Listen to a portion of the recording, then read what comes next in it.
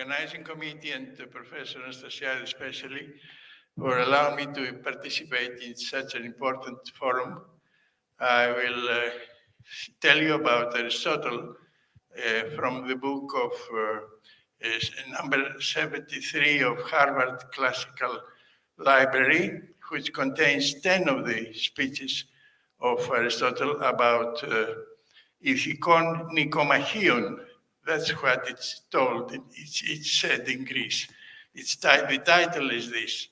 So I can also provide, because we don't have more time, any photocopies of this book if anybody wants to have it.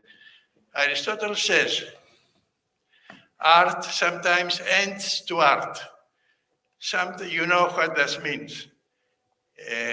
Art produces science. Medicine is science. You see one after the other, like Socrates. Science is good, always aims to good. So medicine aims to good. The ultimate good is happiness.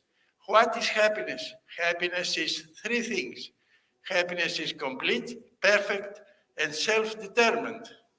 That's all about Aristotle. And I'll add 5 articles just entitled from our existing current deontology in Greece.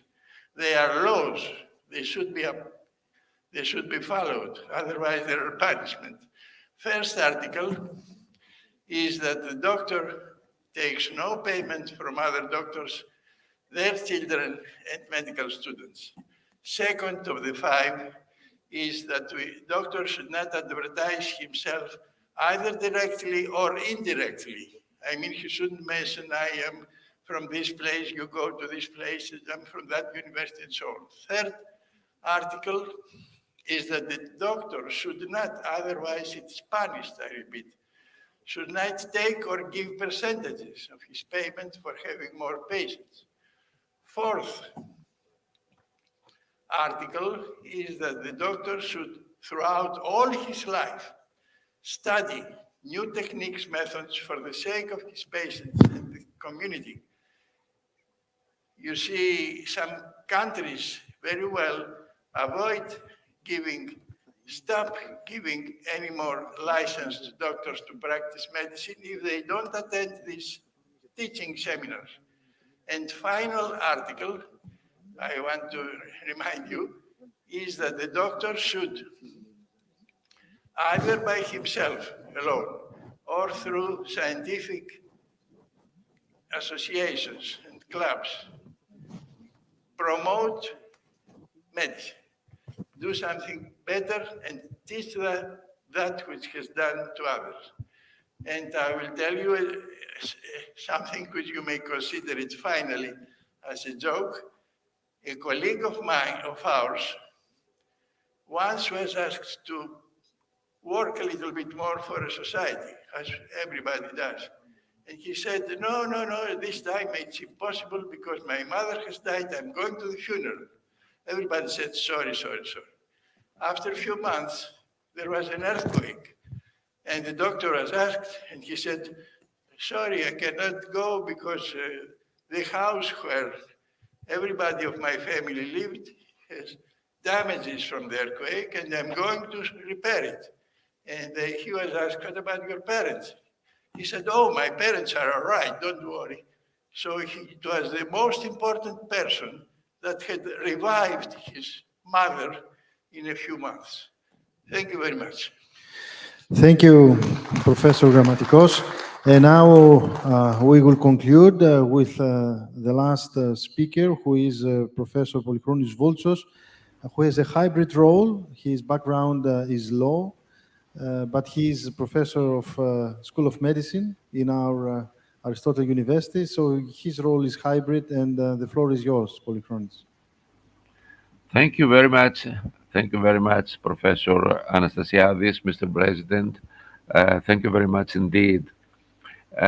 Ladies and gentlemen, distinguished ladies and gentlemen, before anything else, I would like to say that I'm deeply grateful to the organizing committee, and especially to the President and Associate President of our medical school, for the invitation to participate in the Aristotle Medical Forum program. It is my honor. I regret to express my inability to be there in person due to medical reasons.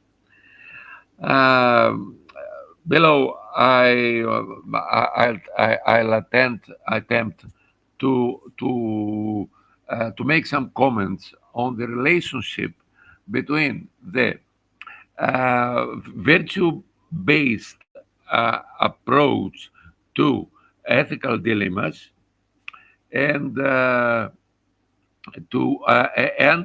principle-based approach to ethical dilemmas in clinical practice and in research, in medical research. As biotechnology advances, and it always will, a range of ethical dilemmas are increasingly emerging in the field of clinical and research ethics. In modern ethics, principlism is widely used as a term for referring to the principle-based approach to ethics.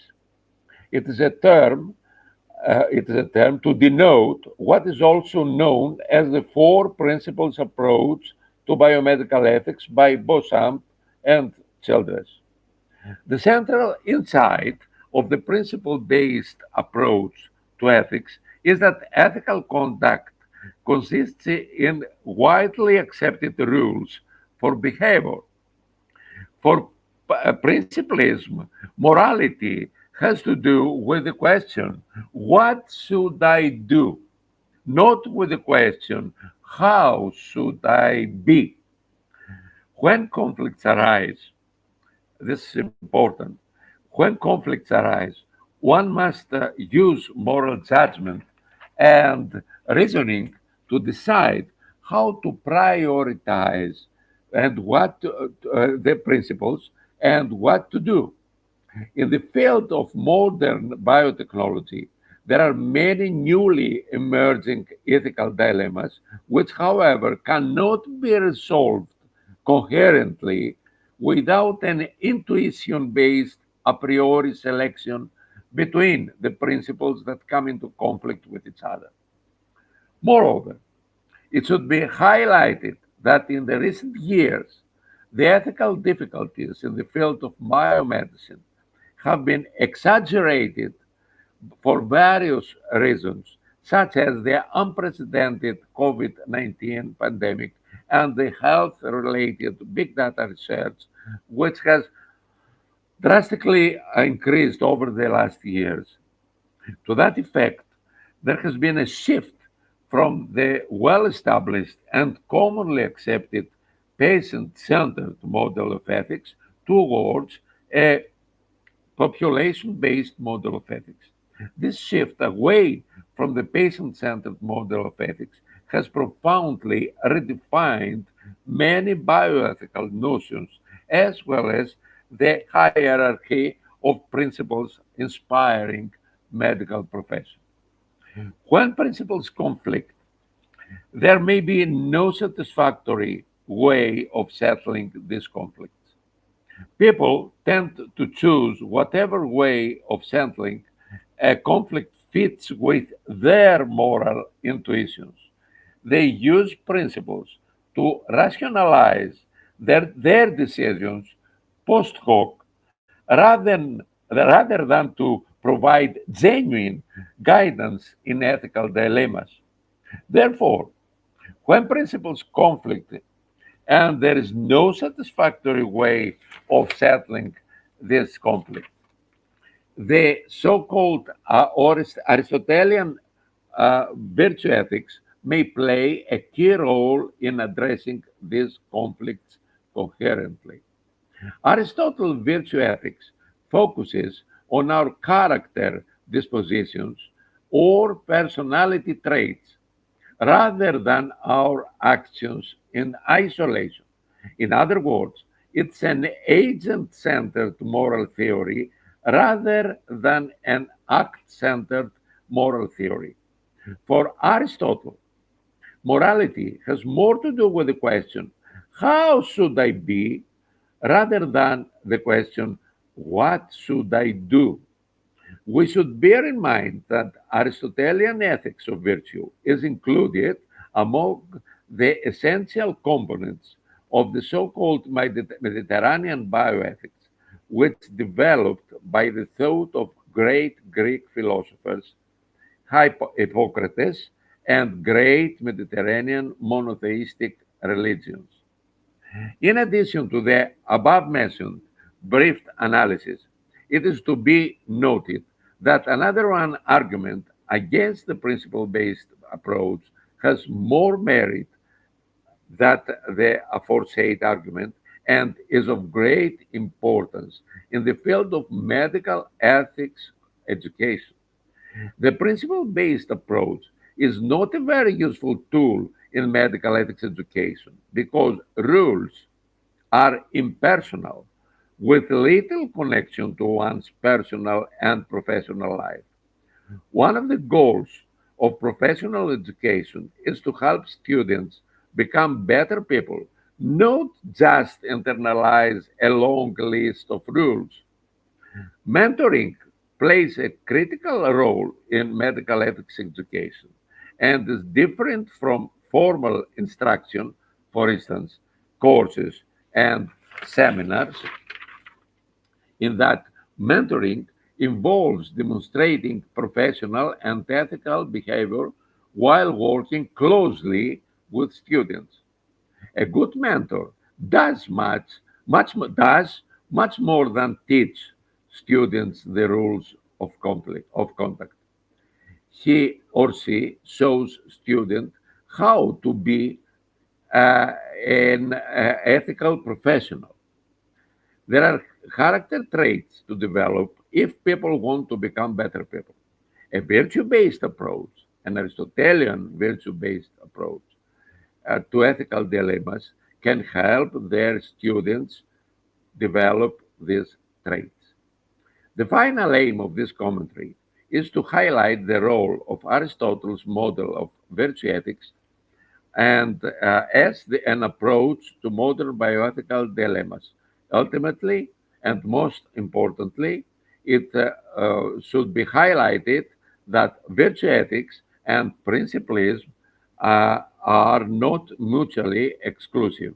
In my opinion, this consideration must inform what we call medical ethos, referring to the spirit of the medical culture that underlies medical practice and professional ethics. I thank you very much indeed. Thank you, Professor Voultsos. I believe that was a long but hopefully fruitful session.